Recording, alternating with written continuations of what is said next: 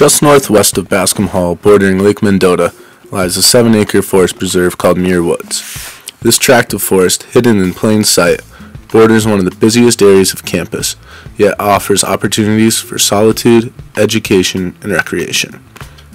It is important to appreciate this secluded preserve, as it took the efforts of many important people to allow this forest to stand in a rapidly developing city.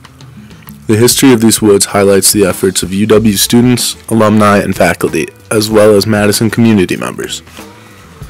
During the late 1950s, a proposal to clear part of the woods to build a new social science building was a topic of great debate.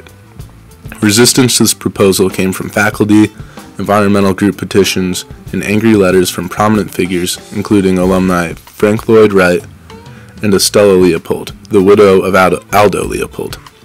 Although the construction was eventually approved, the resistance led to the creation of John Muir Park, which effectively halted any future developments in the woods.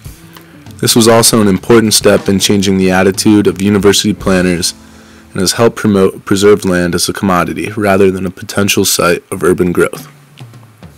The formal name of this preserve, John Muir Park, was made official in 1964 at a ceremony honoring the famous naturalist John Muir. Muir's efforts as an activist led to the preservation of many great wilderness settings and the creation of our national park system. Muir attended the University of Wisconsin for 2 years in the early 1860s, and his room in North Hall had a full view of the woods that would later be named in his honor. The ability to transport from the busy student traffic of Observatory Drive to the solitude of woods in a matter of seconds is a luxury that does not exist in most urban college towns. Across the street from the bustling sidewalk lies Muir Knoll, normally a grassy hill with large mature oak and pine trees. It may be discouraging to some that this area is now under construction, but this project is in fact a cultural renovation. Critical to appreciating the entrance to these woods on Muir Knoll is the understanding of this area as a traditional site for storytelling and teaching.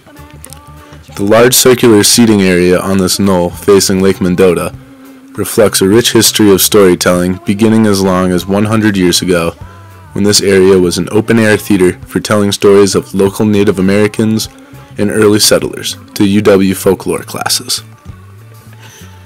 Walking around the forest, it is obvious that efforts to maintain these woods continue today. Various markings indicate the efforts to develop the forest floor with the growth of native species. Spring is a great time to check these woods out as the forest begins to bloom and the floor is carpeted with native flowers such as cutleaf toothwort, trilliums, and bloodroot.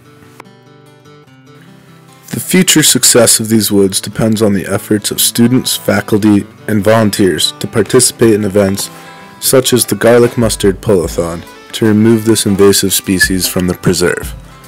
Other invasives in this area that require volunteer removal include honeysuckle, buckthorn, and highbush cranberry.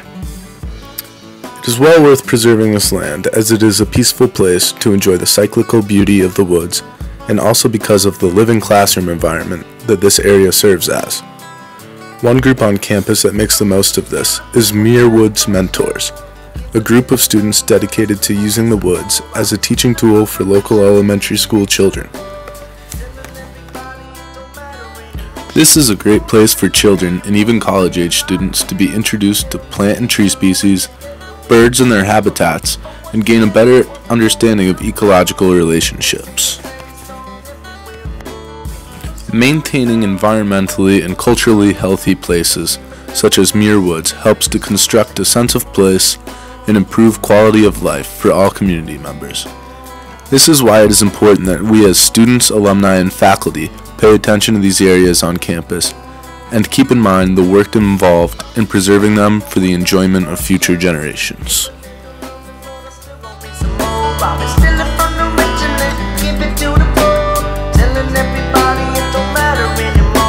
All I really needed was a friend like you.